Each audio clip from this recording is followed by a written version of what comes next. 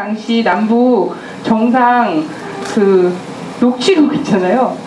14선언은 간 데 없고 녹취록을 갖고선 지금 싸우고 있거든요. 사실은 그거 뭐 싸움하고 싸움을 만든 사람들이 NLL의 역사가 어떻게 됐는지, 사실은 14선언이 도대체 어떤 의의와 내용으로 되어 있는지 이런 거 전혀 모를 거라고 생각이 됩니다. 그래서 저는 인간에서라도 그 의의를 또 찾아야 되고 남북 해외 동포들이 또 그 의의를 찾는 일을 해야 되지 않을까 이런 생각이 들고요. 오늘 뜻깊은 이런 자리에 오인동 교수님 모시고 말씀 나눌 수 있게 돼서 정말 영광으로 생각합니다. 고맙습니다. 고맙습니다. 예, 제가 저희 딸도 데리고 왔어요.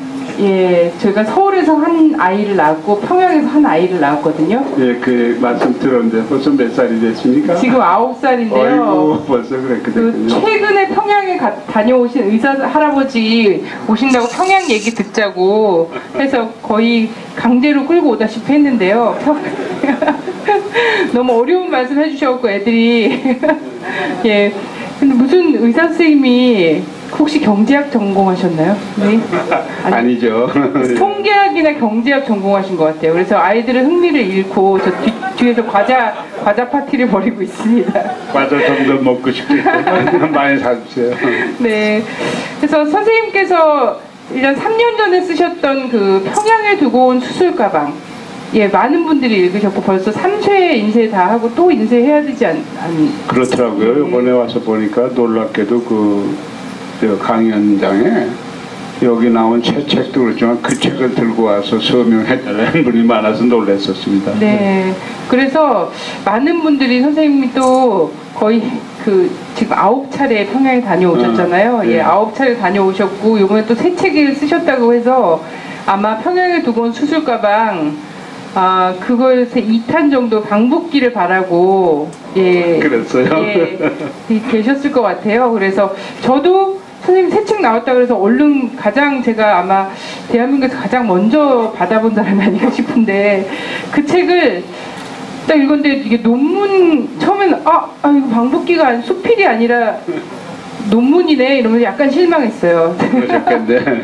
약간 실망했다가 또 읽다 보니까 책이 굉장히 잘 읽히게 술술 넘어가게 쓰여 있어서 또 금세 읽었거든요.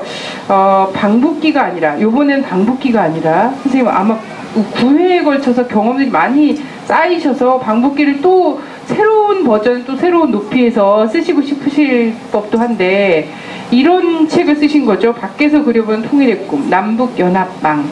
예.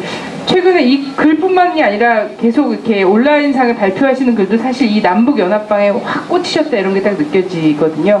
그래서 이걸 쓰신 집필 의도가 있으실 것 같아요.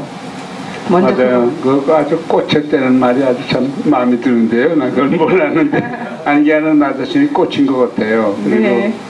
여행기를 갖다 속편 정도로 생각하셨다고 그랬는데 뭐 매해 다녀오다 보니까 여러 가지로 느끼는 것도 많고 보는 것도 많은데 그럴수도 우리가 근본 문제를 다뤄야 되겠다 하는 생각이 더 깊어졌어요. 그래서 오늘 제가 말씀드리는 건 뭐 말씀하신 대로 황선 기자가 내가 뭐 경제학자도 아니고 통계학자도 아니지만 자연과학을 한 사람으로 또 이렇게 정치학자가 아니기 때문에 상당히 그 평이한 말로 여러분들이 이해하기 쉬운 똑같은 사람의 입장에서 써도 아까도 말씀드렸지만 경제학자들 논문이나 이런 걸 갖다가 섭렵해보고 나니까 아니 이렇게 좋은 방법이 있는데 하고 그래서 그동안에 뭐 서당계 3년에 통어를 읊는다도 저도 한 20여 년 이런 저런 통일 문제에서 글을 써다 보니까 제대로의 것을 다 이렇게 감미해가지고 하고 보니까 여러분은 어떻게 느끼지만 난 나 자신이 아주 흥분하고 아주 감명을 받아서 근데 이번에 와서 정말 여러분들이 공감을 해주셔서 너무나 반갑고 그러나 그럴수록 우리는 근본으로 돌아가서 지금 이 현실을 어떻게 타개하고 통일적으로 갈 수 있는가 그래서 사실 이번에 이걸 쓰게 된 겁니다. 예, 저희가 연방제 조국통일 3대 헌장 3대 원칙 이런 얘기 굉장히 통일운동 하시는 분들이나 아니면 3대 원칙 이런 거는 사실 시험 문제에도 굉장히 많이 나왔던 거고요. 그래서 익숙한데 남북연합방 이게 어디서 이제 얻으신 건지. 그래, 아주 좋은 질문인데요. 그 연합방은 정말 내가 만들어낸 사전에 없는 얘기입니다. 말씀드린 대로 그 6.15 선언에 그렇게 나와 있잖아요. 남의 연합제와 북의 낮은 단계 연방제의 공통점이 있어서 그거를 이제 모태로 해서 통일로 간다. 그 남쪽에서는 늘 연합해야 된다고 그러고 북쪽에서는 연방해야 된다고 그러는데 사실 연합이나 연방이나 차이가 하나도 없어요. 그런데 그냥 말 가지고 저쪽에서는 연방했으니까 이쪽에서는 연합해야 된다고 그러는데 그렇다면은 둘 다 앞에서 연합방으로 하자. 연합과 연방을. 근데 연합과 연방하면 길고 또 이렇게 만들어 보니까 연합방 하니까 그렇듯해요. 그래서 사람들이 아니 이게 뭔가 할 거 아닙니까? 그래서 연합방으로 하고 나니까 사람들이 또 그렇게 불러주고 아니 뭐 저 건배사 할 때도 연합방 뭐 방방 그러더라고요. 네, 뭐 어감도 좋은 것 같고요. 네. 남북 연합방이 좋은 것 같고 선생님께서 이제 92년도에 처음 평양에 가시게 되셨어요. 그렇죠. 그때까지는 사실 통일 문제나 이런 거에 대해서 사실 해외에서 오래 생활하시면서 갖고 있는 정도, 특별하게 막 통일 운동가다 이렇게 지금은 통일 전도사라고 불리실 정도인데 그때는 그렇지 않으셨죠? 전혀 그런 게 없었고 저는 1970년에 미국으로 유학 가서 인공관절 미코완 그리고 수술법 창안 이런 거 하느라고 25년은 정말 전혀 아무것도 모르고 이렇게 지내서 저 나름대로 좀 학교에서 모두 인정도 받고 제 자신이 고안한 관절기들이 세계적으로 쓰이고 그래서 그 덕에 세계를 돌아다니면서 강연을 해서 여러 가지 안목도 좀 넓어졌어요. 그러면서도 한 번도 북에서 온 의사들을 만나지를 못한 적이 있어요. 그러다가 정말 92년에 재미한인 의사회 학술교류 방문단이 북을 방문하면서 저도 좀 거기 같이 해달라고 그래서 가서 보고 나서 제가 과거에 생각했던 건 너무 달라서 놀래서 돌아와서 사실 우리 근대사와 현대사 분단 전쟁과 분단사를 다시 읽어보니까 이거야말로 역사의 재발견이고 분단사의 재인식이 되더라고요. 그래서 그때부터 90년도 이제 전반서부터 조금씩 그로 들어가게 된 거죠. 예. 그러면은 9차례를 다니시면서 도대체 북에서 어떤 일을 하시고 어떤 만남을 가지셨길래 지금 딱 이렇게 강연하는데 이번에 오셔서 강연하는 게 전부 남북 연합방 관련해서 강연하셨잖아요. 평양의과대학은 어떤 공부를 하고 있는지, 아니면 그곳에 뭐 친선병원은 어떤 뭐 이런 건지, 뭐 평양산원은 어떤지 이런 말씀보다 이렇게 막 이 근본 문제에 대해서 딱 꽂히셨단 말이죠. 네. 그래서 어떤 일을 그 9차례 가시면서 주로 하셨고 어떤 만남들을 좀 가지면서 인상 깊었는지. 예, 말씀드리죠. 왜냐하면 92년에 한 번 갔었고 98년 1월에 한 번 더 갔었어요. 98년으로 생각하면 여러분 생각나시겠지만 97년에 남녘에서 대통령 선거가 있었죠. 그래서 김대중 본색이 후보로 나왔었고 또 북에서는 김일성 주석 사망 후 3년 상을 치르고 김정일 총비서가 추대됐고 그래서 그 당시에 그 통일에 대한 좀 여명이 밝아올 거라는 기대가 있을 때 우리가 코리아 2000들에는 연구기구를 한 몇 명이 모여서 만들었어요. 그래서 해외에서 이런 얘기 좀 해줘야 되겠다 해서 남과 북 지도자에 드리는 통일정책 건의서를 만들어서 그 98년 1월 그러니까 남쪽에서 정부가 탄생하기 전에 서울에 들려서 임동원 아태 총장을 만나서 드리고 또 저는 원래 김대중 대통령의 쩔룩거리는 다리 고관절 수술을 하기로 돼 있던 사람입니다. 근데 하여튼 뭐 결국은 안 하시고 늘 쩔룩거리다 돌아가셨지만 그러고 나서 이제 그 추운 겨울 1월 곧 평양으로 들어가서 만난 사람이 최승철이라는 해외동포위원회 부국장이었는데 그 사람이 6년 후에 이종석 장관의 상대로다가 북쪽 대표를 내려왔었죠. 그래서 양쪽에다 그런 것을 전해줬던 것이 두 번째. 그러고 나니까 2000년이 돼서 6.15 선언이 나오니까 남북이 참 잘해나가서 박수만 치고 있었어요. 그리고 월드컵 생겨서 코리아 역사 공부도 하고 그러다가 이제 좀 정세가 나빠지면서 그동안에 조금 여러 가지 통일 공부도 많이 하고 그랬었죠. 선생님께서 뭐라고 말씀하셨냐면요. 남과 북을 오갈 수 있는 재미교포, 해외교포로 자유롭게 오갈 수 있는 한시적 특권이 있는 사람들이 해외교포다. 그때 하루빨리 그 한시적 특권이 좀 끝났으면 좋겠다. 이런 말씀을 하신 적이 있습니다. 맞아요. 그게 뭐냐면요.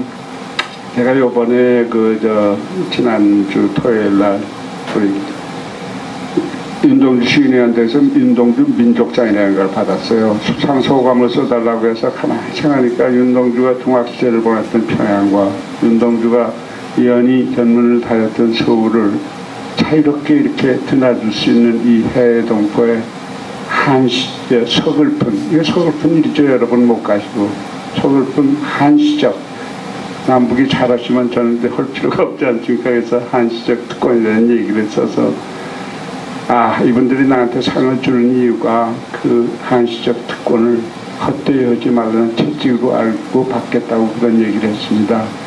그리고 아까 다 말씀 안 드렸지만 2년이 돼서 2009년까지는 98년에 가고 그 다음에 안 갔다가 2009년서부터 매해 한 번 또는 두 번 평양의학대학병원에 가서 이제 인공관절 치환 수술법 전수하고 또 인공관절기가 한 기에 한 유닛에 5~6천 달러를 해요. 미국에서는. 북에서 도저히 살 수가 없죠. 그래서 자체 제작을 도움을 그 기술적 협력이라든지 그런 거 하려고 매번 수술하고 수술하다 보니데 한편 이렇게 제가 통일 문제에서 관심이 있다 보니까 글도 쓰게 되고 언론에 발표도 오게 되고 또 저는 자유스럽게 북하고 이메일도 하고 또 당당하고 그러지 못할 이유도 없고 한 게 아니라 작년에는 북에서 명예의학 박사학위를 주더라고요. 그래서 사람들이 그런 걸 숨기려고 그랬는데 저는 아주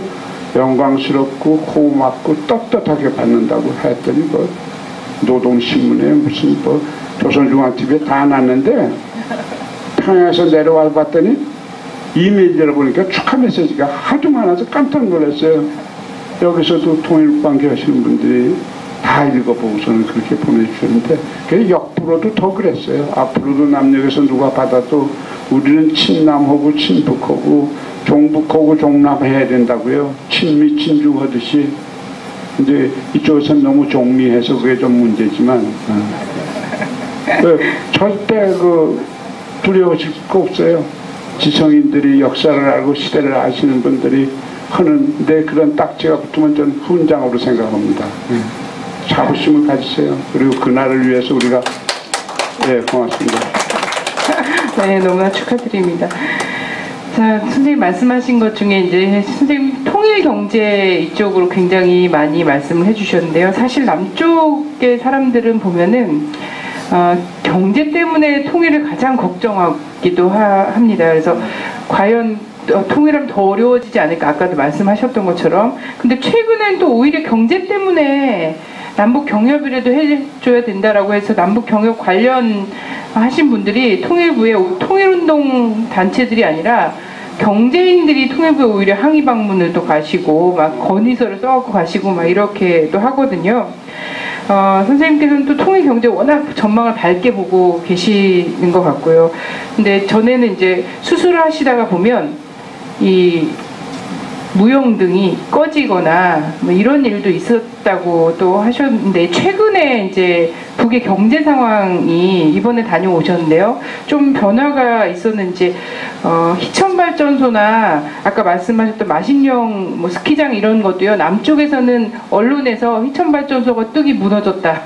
뭐 이런 거. 그리고 스키장 공사하는 데가 뭐 인공위성으로 봤더니 아무래도 무너진 것 같다. 그리고 뭐 저기 뭐 유럽에서도 스키장 공사에 필요한 리프트에 필요한 이런 것들을 수출 안 하기로 했다. 제재하기로 했다. 이런 소식만 들려오거든요. 그렇죠. 그래서 뭐 거꾸로 얘기하면 마신년 스키장을 하는데 뭐 리프트가 필요한데 그걸 이제 제재의 품목으로 따라서 아마 늘 제재하듯이 그런 식으로 된 모양이더라고요. 근데 힐턴발전소에 뚝이 무너졌는데도 그만큼 평양이 밝아지고 창전거리에 45층 살린 집들에 너무 휘황찬란해서 나는 그게 별로 좋지가 않더라고요. 왜냐하면은 뭐 남녘에서도 그랬죠. 하도 가난할 땐 뭐 좀 보여주려고 그냥 번쩍번쩍 휘황찬란한데 요새는 그건 참 점잖지 못하고 좀 멋도 없다. 뭐 이런 거 아닙니까? 근데 북도 마찬가지예요. 지금 뭐 거기는 뭐 가장 청년공원도 그렇고 뭐 능라 유원진이 뭐 요새는 문수 물놀이장 승마구락부 아주 착착 진행하고 있는데 뭐 다 자기네들의 이유가 있어서 그렇게 할 텐데 밤에 그렇게 암흑의 세계라고 그랬으니까 그거를 좀 보여주고 싶은 것이 왜 없겠습니까? 그래서 그렇게 이해를 하면 되는 거예요. 그래서 나는 그랬어요. 너희들 저거 빨리 이제 그만 있다 저거 다 빨리 쳐보라고. 그 전기 있으면 다른 데 좀 더 쓰고 그렇게 하면 더 품위가 있어 보인다고. 고층 건물이 이렇게 그냥 전기로 다 전부 휘죠. 또 수술하는데도 말씀대로 어떨 때는 수술할 때 첫 번에 갔을 때는 글쎄 전기가 나갔어요. 그 플래시 라이트에 오는 거예요. 아주 나간 건 아니고 전압이 고르지를 못해가지고 나갔다 들어왔다 하는데 그 다음에 가니까 그런 일 전혀 없어. 그때는 수술을 소독을 한 번밖에 못하는데 저조했을 때는 그때 가니까 2번 해. 그 다음에 이제 또 여러 번 할 수 있어. 하여튼 매해 너무나 많이 발전하죠. 그러면 사람들이 뭐냐면 오 박사는 평양만 가죠? 그래서 물론 그렇다고. 나는 평양만 가서 보느라고 또 바빠 죽겠어. 딴 데는 전혀 못 간다고. 그게 뭐가 잘못됐냐고 해서 다른 데는 그렇지 않을 거래. 물론 그렇지 않죠. 그럼 당신은 파리에 가면 프랑스에 가면 파리부터 갑니까? 아니면 저 어디 촌에서부터 갑니까? 내가 사는 미국에 오면 어디 저 아이오와주에 갑니까? 몬타나주에 갑니까? 아니면 뉴욕에 갑니까? 이 보수 수구 세력이라는 데 정도가 이런 거니까 자부심을 가지세요. 그리고 민족 그 동포라든지 그러니까 어떻게든지 북을 좀 그릇되게 보려고. 근데 아직도 나도 좀 그런 게 남아있어요. 한마디 더 말씀드리면 이번에 가니까 택시가 범람을 해. 그래서 아니 이게 어떻게 택시가 이렇게 많아졌냐고. 그랬더니 예 이번에 좀 많아졌지만 작년에 안 보이던데 그랬더니 아유 무슨 말씀을 그렇게 하세요? 안내원이 있었죠? 그래. 그래서 아니야 그랬더니 있었는데 그때는 이렇게 택시 표시를 잘 안 했는데 이번엔 뭐 노랗고 뭐 체크 무늬로 해가지고 금방 눈에 띄어. 그렇구나. 그래서 내가 생각엔 뭐냐면 근데 그 누구들이 타? 이렇게 물어봤어. 그러니까 이게 못된 습관이 남아있어요. 뭐 해외동포나 관광객이 매달 센터에 인민들이 타지 누가 탑니까? 또 이래. 아이고 당했구나. 헐발이 없어서 체면 차리라고. 그럼 그 자동차다 어디서 만든 거야? 물어봤더니 국산입니다. 그러더라고. 평화자동차 그랬더니 네 평화자동차하고 중국산도 많습니다. 이렇게 솔직히 얘기를 해요. 그러니까 금방 생각나는 게 저 같은 사람한테는 지차업이 5위라는 이 나라 남녘에 차들이 들어와서 다 있어야 될 텐데 이게 뭔가 하는 그런 생각도 들고 작년만 해도 그냥 하도 그 중국 사람들이 저는 고려 호텔에 늘 드는데 소위 대표적 호텔이 있는데 거기는 이제 평양의대하고 가까워요. 중국 사람들이 말해요. 근로자 같은 사람들도 같이 와서 그래서 아침 먹고 그러는데 이번에는 가니까 유럽 사람들이 중국 사람도 훨씬 더 많아요. 그러니까 이게 다 겉으로 보이는 거지만 겉으로 보면 속도 어느 정도 돼 있을 테고 자동차 많고 신호등 많고 누구 말 맞다 조금 있으면 이 수신호 하는 사람 없어져서 좀 섭섭할 지경이 될 것 같아요. 그렇게 변화하고 있어요. 뭐 저기 스마트폰 만들어내죠. 유경 호텔은 그냥 깨끗하게 의자는 다 돼 있죠. 내장만 한 10%밖에 안 됐다고 그러더라고요. 네, 너무나 빨리 가봤으면 좋겠다 이런 생각이 막 드는데요. 그러면은 그 남쪽에서는 또 지금 요즘 이렇게 막 비정규 문제라든지 노동 관련해서 문제가 굉장히 심각합니다. 근데 또 흔히 생각하는 이 이후의 남북관계가 자유왕래 단계로 됐을 때 북에서 꽃제비라든가 뭐 워낙에 남쪽에서는 뭐 300만 아사설까지 나왔던 때가 있었기 때문에요. 그리고 지금도 여전히 그런 대북 우월의식 이런 것들이 굉장히 견고하거든요. 언론이나 아니면 정치권 안에서. 그래서 그런 생각들 많이 하면서 북쪽에서 엄청난 실업자들이 몰려와서 그렇지 않아도 고용이 불안한 남쪽에서 일자리도 뺏길 것이다. 이런 생각까지 또 막 하면서 미리부터 적대감을 딱 갖게 하거든요. 그렇죠. 북의 고용 안정이라고 해야 되나요? 이런 건 어떻게 좀 느껴지시나요? 아유, 그거야말로 아주 전혀 사실과 다른 얘기 아닙니까? 도대체 북의 인민들이 싼 인력을 가지고 여기 온다는 건 거의 있을 수가 없는 일입니다. 우리는 통일을 단계적으로 해야 되기 때문에 북은 북에서 이러고 남은 남에서 이러고 특히 이 남북경제 공동체를 운영하면은 남녘에서 다 할 수밖에 없어요. 시설자재라든지 인민 소비품이라든지 지금 중국 제품이 판을 치고 있거든요. 그것이 전부 남녘 제품으로 돼야 된다고. 그럼 여러분들이 그거 만들어내려면 2,500만 명 거를 더 만들어야 된다고요. 5천만이 아니라. 그러면 여기 얼마나 일자리가 많이 생깁니까?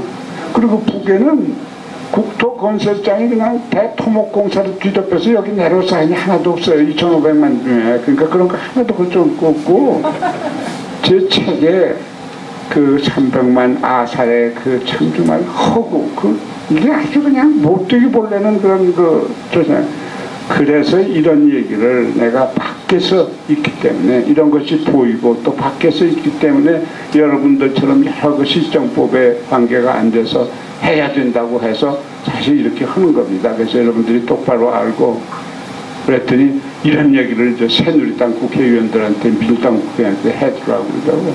얼마인지 그러겠다. 근데 여러분들이 이런 걸 잘 전파해서 여론이 형성되면은 그분들이 부르면 내가 가서 만나자고 해서 안 만나고 박근혜 대통령도 만나자고 해서 만나지 않으니까 그렇게 만들어 달라. 그러면 내가 하루 종일 그냥 밤새를 쓰여서 얘기해가지고 저는 해보겠다고 그런 얘기도 했습니다.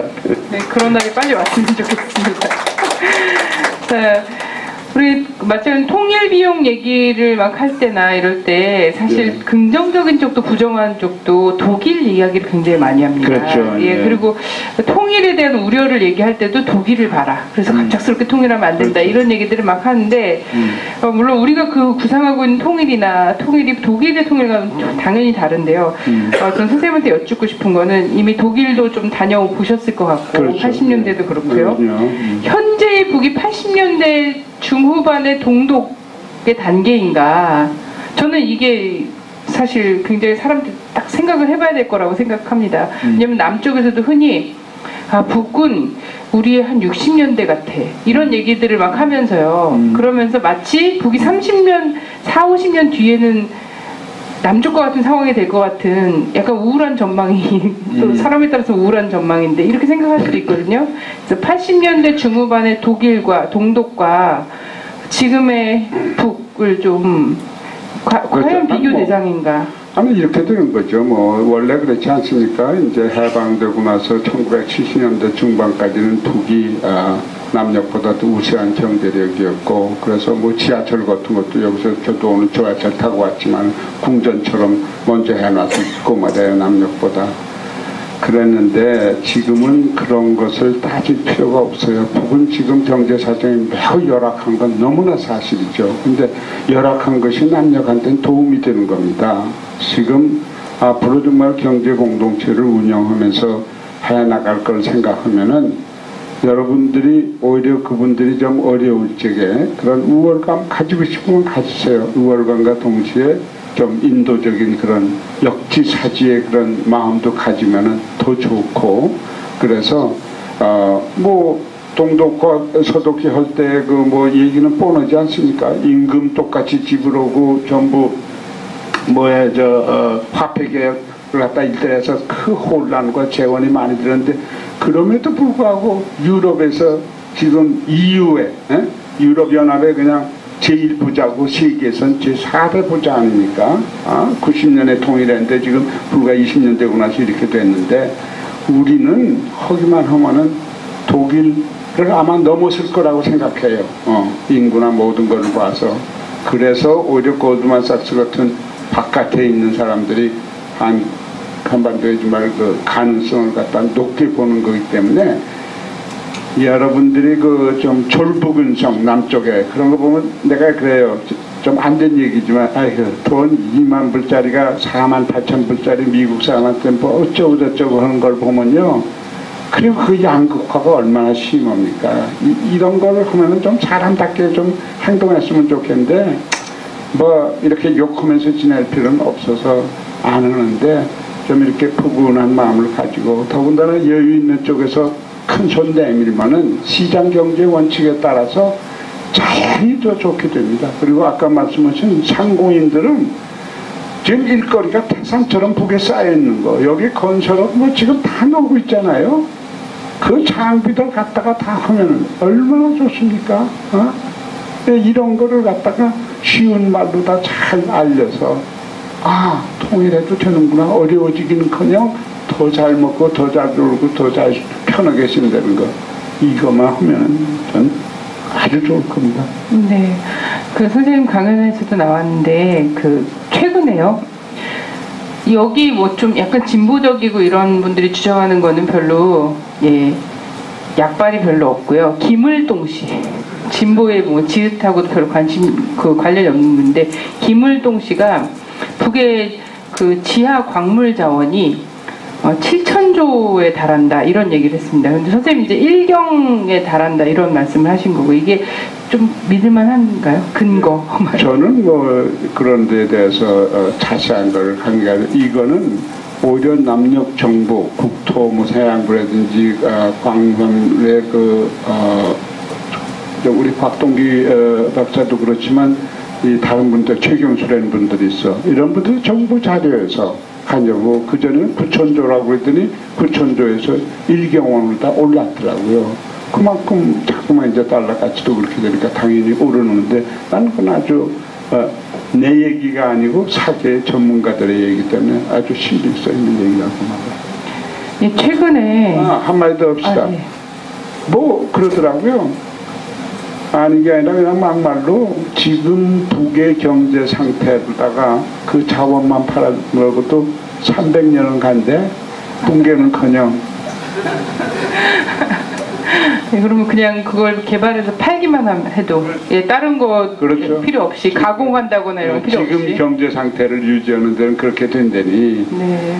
이거 참 기가 막히게 남쪽이 기회를 잃어버리고 있는 겁니다. 네. 이런 얘기 듣고서는 좀 마음이 바빠지는 사람들이 많이 있었으면 좋겠네요. 조급하게 약간 졸부근성이라도. 아니 그러니까 그저 이것만 생각해요. 더 잘 먹고 더 잘 그럼 놀고 쉬면서 편하게 일할 수 있다는 거 직업 많이 생기고 이런 얘기를 잘 전파해서 아직까지 가지고 있던 관념을 확 바꿔주세요. 그러면은 인간 본성은 하여튼 똑같습니다. 6만 불짜리 나라나 2만 불짜리 나라나 더 살고 싶은 거는 인지상정 인간의 본능이었죠. 선생님 혹시 영변 핵시설은 못 보셨죠? 연변? 영변 핵시설. 핵시설. 네. 그렇죠. 그런 거는 못 봤는데. 네. 그러니까 뭐 그래요. 무슨 나는 아리랑도 보지 못하고 민속촌도 가보지 못하고 그럴 짬이 없어요. 가보면 선생님 여기서 좀 쉬시고 여기도 가보시고 저기도 가시고 창광이 어쩌고 지금 내가 그거 할 때냐. 그래서 그 시간 있으면 너희 저 고위 관료들 만나서 욕이나 해주는 게 훨씬 낫다고 말해. 그리고 나이가 이렇게 좀 되니까 사실 그래요. 지금 젊은 사람들 딱 굉장히 많이 교체됐더라고요. 옛날에 안경우 위원장 같은 사람하고 초대해서 밤새도록 이러는데 요새는 뭐 양철식이니 무슨 맹경이니 이런 분들하고서는 얘기를 하게 되니까 나이가 훨씬 젊어. 그렇지만 그 사람들이 소위 북을 이끌고 갈 차세대 사람들이고 여기 앉아 계신 이 젊은이들이 이 선배님들 따라서 여러분의 미래를 짊어지고 갈 젊은이들입니다. 그러니까 정신 바짝 차리시고 해야 되죠. 좀 쓴소리하고 이래도 그 묶이거나 감금되거나 이러지 않나 봐요. 남쪽에서는 계속 그런 식으로 얘기하지 않습니까? 가서 근데 아마 제가 별게 안 돼서 아마 막 얘기해도 잡아가지 않으면 모르죠. 또 이제 내일쯤 그런 일이 생길지.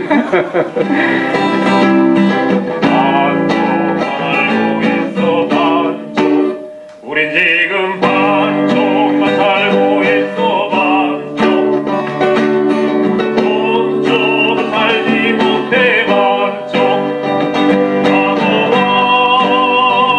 미래를 반쪽만 살고 있어. 반쪽 아무런 이유짐 없이 아무런 생각도 없이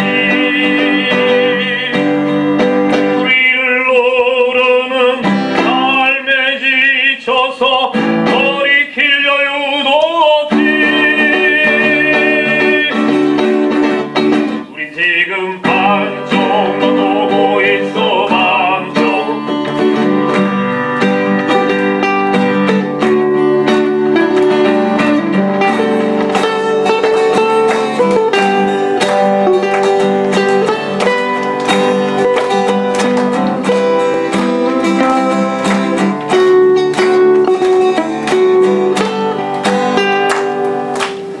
아무런 이유짐 없이 아무런 생각도 없이 우리를 오르는 유혹에 꺾여서 돌이킬 여유도 없이 우린 지금 반쪽만 하고 있어. 반쪽 본쪽을 하지 못해. 반쪽 참회와 화해를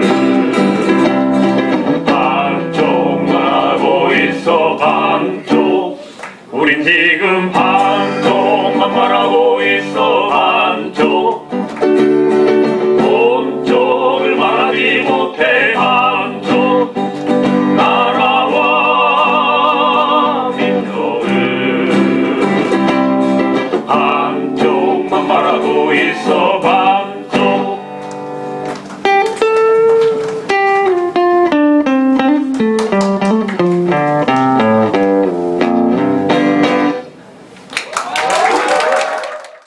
그리고 최근에요. 최근 이제 북의 핵보유, 예. 핵보유국 지위와 관련해서 오늘 핵보유국이다. 이라는 핵 개발 도상에 있고, 북은 핵보유국이고, 그래서 약간 대하는 게 다를 수밖에 없고, 그렇지만 핵보유국 지위를 인정하는 건 아니다. 이런 굉장히 복잡한 얘기를 했지만 어쨌든 미국의 공식 발언으로 핵보유국 얘기가 또 나왔고요. 그리고 폴락이라는 그 핵 전문가 박사 입에서는 원심 분리기 핵심 부품을 북에서 다 개발하고 자체 생산하고 있는 걸로 보인다. 이렇게 얘기를 하면서 뭔가 좀 그 물밑에서 북미 간의 접촉과 그리고 지금 유럽에서 베를린, 런던에서 일주일 상간을 계속 만나고 있는 모습이 보이거든요. 그래서 지금 이 핵 개발과 관련해서 북의 인민들의 생각? 예, 어느 정도까지 알고 있고 어떻게 생각하고 있는지. 그렇죠. 인민들의 생각이 어떻고 그런 거는 잘 알 수가 없고 북에 가보면 그래요. 이제 만나는 분들이 이제 한정돼 있고, 그리고 또 여러분들이 여기서 북에서 발표하는 전문이나 무슨 아테나 조국평화통일위원회 같은 데서 하는 거 별로 다른 말을 하지 않아요. 그리고 핵 보유 같은 문제는 이렇게 생각을 해야죠. 지금 그 핵 보유국으로 인정하고 안 인정하고 그런 거 아무 상관도 없어요. 그냥 제가 보기에는 있으면 그냥 있는 거로 되는 겁니다. 예컨대 가난한 인도와 파키스탄이 그냥 핵국가가 됐어요. 그러나 뭐 그 사람들 핵국가라서 무슨 맞상 부리는 거 있습니까? 아무것도 없죠. 이스라엘도 핵국가인데 그거는 이제 둘러싸여 있기 때문에 그렇고, 말하자면은 핵 없는 이라크의 핵을 제거한다고 부시가 들어갔다 이라크 전쟁이 있었고, 핵을 중도 포기한 리비아가 침공당했고 지금 이란이 위협을 받고 있는데 이게 세계가 이렇게 공정하지 않아요. 유엔이고 미국이고 정의롭지도 않고 그런 게 현실 세계니까 그대로 놔두고 또 유엔 안보리에서 맨날 제재 결의를 하는데 부모는 참 이렇게 정의롭지 않을 수가 있나. 패권국의 주장에 다 따르나. 화나지만 하나도 화낼 거 없어요. 그 사람들 다 자기네 국익에 따라 사는 겁니다. 우리처럼 우리 국익을 찾지 못하고서는 분단돼 가지고 이러는 우리가 봐버리기 때문에 우리도 빨리 연합방 하고 나서 우리 국익을 따져가면 되는 거예요. 미국 욕할 필요 없고 중국 욕할 필요 없고 욕한다고 해서 달라질 거 하나도 없습니다. 그래서 그렇다는 거 보고 또 핵이라는 것은 아직까지 저기를 보면은 북의 입장에서 보면은 1차, 2차, 3차 뭐 핵실험을 했는데 2차는 엉터리 무슨 그런 거 다 얘기할 거 없어요. 제일 마지막 거 됐는데 항상 북이 뭐를 보일 때는 핵실험을 하는 게 아니고 시험을 해요. 실험이라는 것은 될까 안 될까를 한번 해보는 건데 다 해봤어 뒤에서. 그리고 나서 시험해서 보여주는 거예요. 그러니까 항상 서방 세계에서 생각하는 것보다 좀 더 간 거를 보여줘. 지금도 또 뭘 하고 있는지 모르죠. 근데 그런 거 따져서 뭡니까? 정말 따질 필요 없어요. 그런 거에서 국가가 돼서 좋죠. 내가 그래요. 지금 남은 경제 대국에다가 정보통신 산업의 첨단 아닙니까? 스포츠 문화 강국이고 북은 9번째 핵국가고 인정하든 안 하든 그 다음에 10대 우주국 아닙니까? 이런 군사 강국이라고요. 이거 남북 해외동포가 단군 이래 처음으로 성취한 자랑스러운 자생이죠. 그게 뭐가 잘못됐습니까? 보세요. 영국하고 프랑스 가장 안락하게 평화와 정말 그 부유를 갖다 즐겨. 그 나라도 핵국가야. 핵 때문에 뭐 맞서보는 거 없어. 근데 그 두 나라 통일된 조국보다도 인구도 한참 밑이고 우리 통일만 되면은 당장 따라먹을 나라들이에요. 우리 조국 남북 이거 무시 못할 나라입니다. 세계 5대국이 될 수 있어요. 그래서 나는 얘기해요. 그 일희일비 할 필요 없어요. 뭐 요새 뭐 북에서 무슨 리서치가 나타났다 안 나타났다 뭐 그게 뭐냐는 맨날 그냥 그 분석과 예측으로다가 도배질을 하는데 그러다 언제 통일합니까? 이런 얘기 하나도 안 오고 말이에요. 진보 농객들 이런 자들이 그런 일만 하고 있어요. 가만히 보면.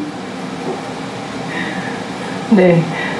선생님이 이렇게 말씀하시면 이렇게 너무 시원하고 좋고 제가 이렇게 얘기하면은 문제가 될까요? 핵개발과 핵보유에 대해서 제가 페이스북에 이렇게 쓰면 예, 종북 이러면서 문제가 정말 고맙습니다. 오늘 아침에도 그렇고요. 그저께인가요? 존 케리 국무장관이 미 국무장관이 처음으로 미국 역사상 처음으로 북미 간 불가침 조약에 대해서 얘기를 했습니다. 도쿄에서. 그래서 비핵화를 시작하면 그러면 불가침 협정을 할 수 있다 이런 얘기를 했어요. 근데 이거는 사실 굉장히 역사적으로 좀 충격적 발언이긴 합니다. 왜냐하면 미국이 지난 뭐 10년간 불가침 조약 얘기 나올 때마다 뭐라고 얘기했었냐면 미국은 지금까지 어떤 나라와도 불가침을 얘기해 본 적이 없다. 사실 미국은 그러하지 않았으니까 불가침 맺으면 큰일 났죠. 근데 불가침 조약 얘기를 했고 오늘 뉴스에 나오는 거는 이제 북의 김영남 상임위원장이 뭐 굳이 침략하지 않겠다는 나라에게 계속 적대하거나 관계를 정상화하지 못할 이유가 없다라고 예, 사실 북미 간은 최고위급에서 완전 고위급에서 최고위급은 아니지만 예. 되게 상징적으로 이런 얘기들이 오가고 있거든요. 난 그 얘기 듣지도 못했는데 뭐 여기 와서 바쁘다 보니까 그래서 예, 아니 그런 일들이 좀 벌어지고 있고 실제 좀 이제 한국에서는 절대 알 수 없는 한국은 사실 한국이 전쟁터가 되기 직전에도 잘 모르고요. 그리고 북미 간에 뭔가 대화가 확 진전될 때도 잘 모르거든요. 근데 한국에서는 이런 일이 벌어졌죠. 그 10월 1일 날 국군의 날을 맞아서 열병식 막 했습니다. 미스 코리아도 나오고 막 꽃 들고 나오고 이런 것도 있고요. 당장 8일부터는 한미일 해상 합동 군사훈련도 있거든요. 근데 이거 갖고는 또 북미가 서로 이제 막 비판하고 있어요. 비난하고 이런 상황입니다.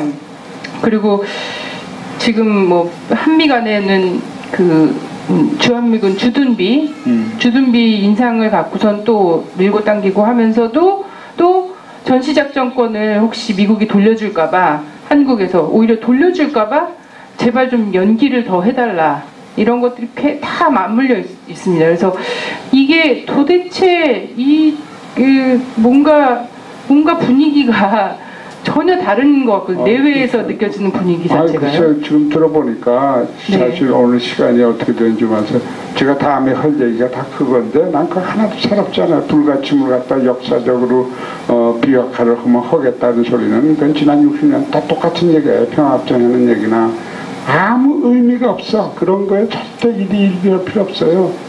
도대체 핵 없던 40년에도 평화협정이 안 되고 핵 의혹만 있던 그 뒤 15년에도 안 됐어요.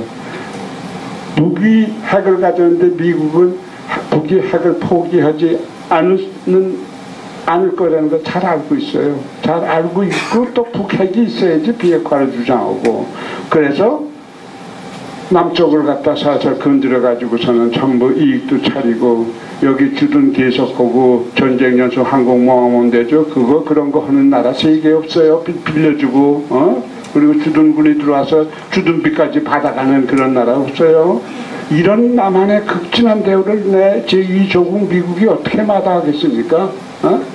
다 도움밖에 받아들여야죠. 이거 아주 쓸데없는 얘기입니다. 60년 동안 왜 안 됐습니까? 60년의 역사가 평화협정과 그거 깊이 그러다 북핵 개발이 되니까 북핵을 갖다 저지한다고 갖다 8년 해보는데도 망하지 않으니까 파기하고 이런 것입니다.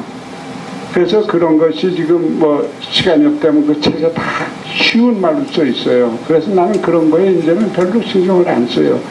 그럼 뭐 매해 하는 뭐 이제 전쟁 연습 뭐 그렇다고 북에서 뭐 중국군을 안고서 여기다 연습을 합니까? 왜 합니까 도대체 여러분?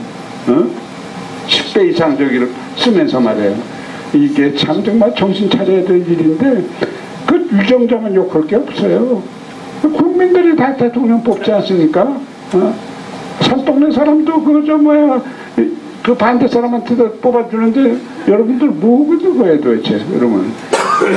선생님 부정선거도 좀 있고 그거야 뭐 그런데 그래도 또 실망하지 말라는 거죠. 그래도 2%만 하면 할 수 있다 이런 것도 있죠. 근데 요는 이 아까 얘기한 대로 그 핵개발과 이제 그 뭐 비약화 이런 얘기 그거에 대한 실체를 알아야 돼요. 그리고 미국 같은 나라는 모든 거로 봐서 북핵이 있어야 돼요. 그리고 평화협정은 미국의 국익에 반대되는 일이고 정전은 그대로 계속되는 게 좋고 북은 그저 악마화여서 항상 불량국이 있어야 돼요. 아니 그걸 모르세요? 네, 그래서 사실 슬라이드를 다 준비했지만 실제적으로 그래서 미국 사람들 말하자면 보수워스 같은 사람이 북미 합의를 갖다가 해놓고선 2주일 만에 그도 말이기 전에 고화가 됐다는 얘기를 하질 않나.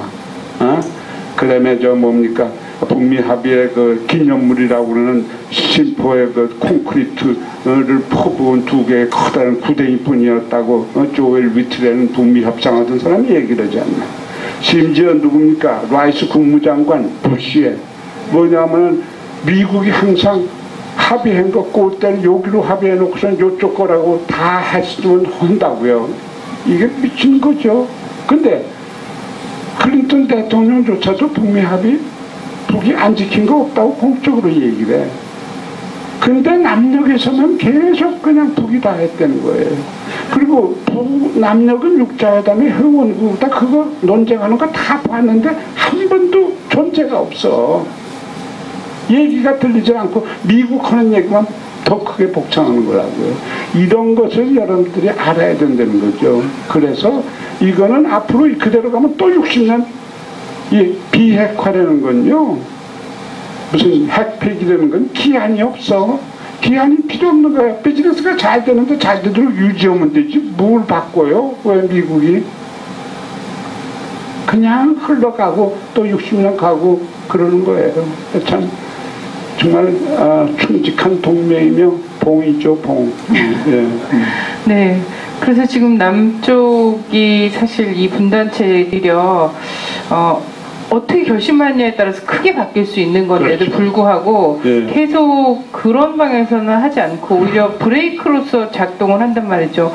이거를 국민들이 어떻게 하면 되겠습니까? 횃불 들고 다 나가면 물론 되겠지만 어떻게 이 상황을 좀 타개할 수 있을까? 지금 내외 분위기는 울며 겨자 먹기라도 약간 무르익고 있는 것이 좀 보이거든요. 근데 이 남쪽에서의 이 상황, 통일 얘기만 해도 이적이 되고 감옥으로 여전히 끌려가고 무슨 진보정당도 해산 뭐 이런 것들을 얘기를 하고 그런 마당에 어떻게 남북 이런 걸 할 수가 없는 상황이 아닌가 이런 생각이 들어서 이걸 도대체 타개할 만한 묘책이 뭐가 있을까 이런 고민이거든요. 묘책이라는 게 그렇죠. 뭐 그런 일을 하는 사람도 뭐 글쎄 어떤 심정을 가지고 있어서 그런지는 모르지만 이런 얘기를 좀 정말 당신들도 기득권 더 잘 먹고 더 잘 살게 된다는 걸 알려주면서 왜 이렇게까지 해야 되느냐.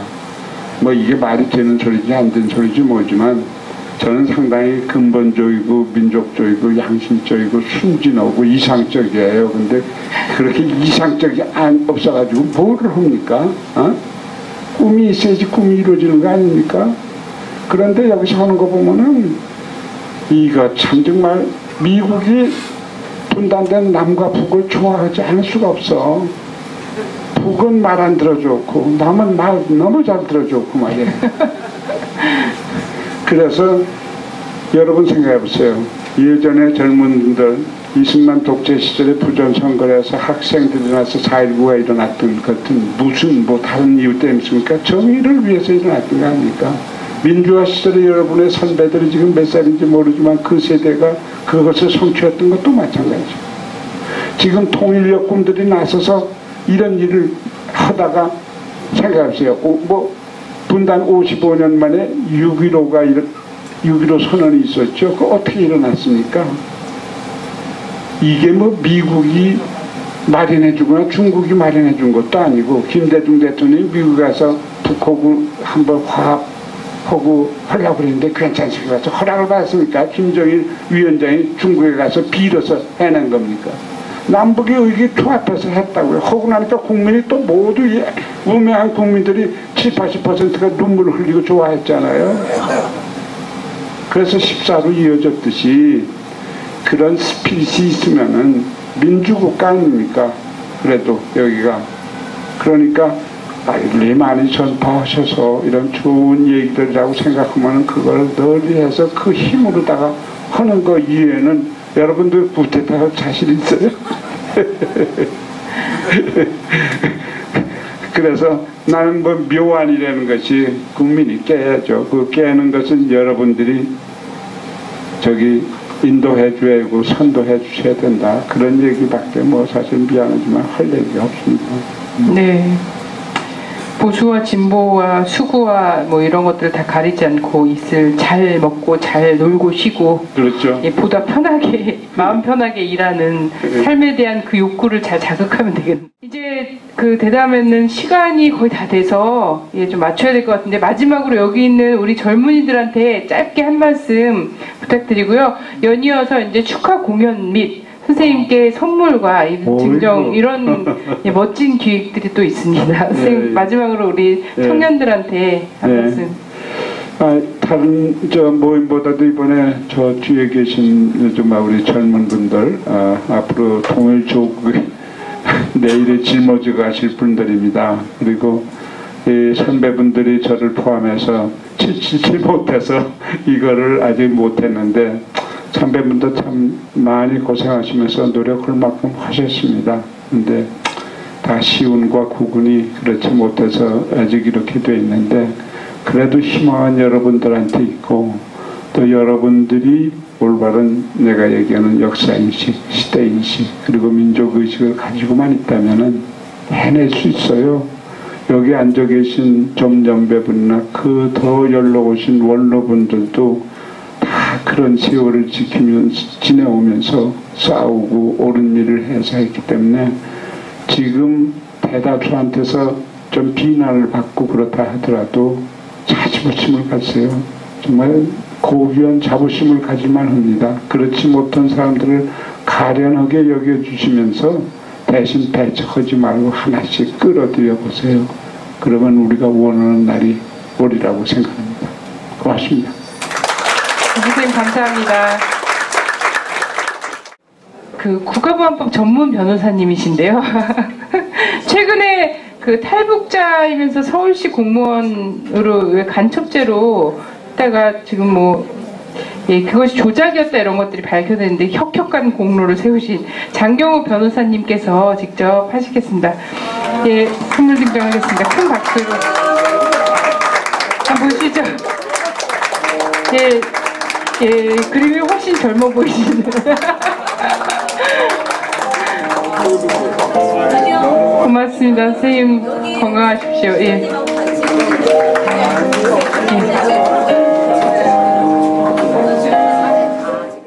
벌써 몇 년입니까? 그러니까 21년 전 그만. 예. 지금도 그때는 과장이었고 지금 돼서 예, 평양 그러니까 북한의학계를 많이 이끌어 가시는 그런 분이죠. 예, 아주 사진 잘 찍어가지고 그쪽에다 또 보내드리겠습니다. 너무 고맙습니다.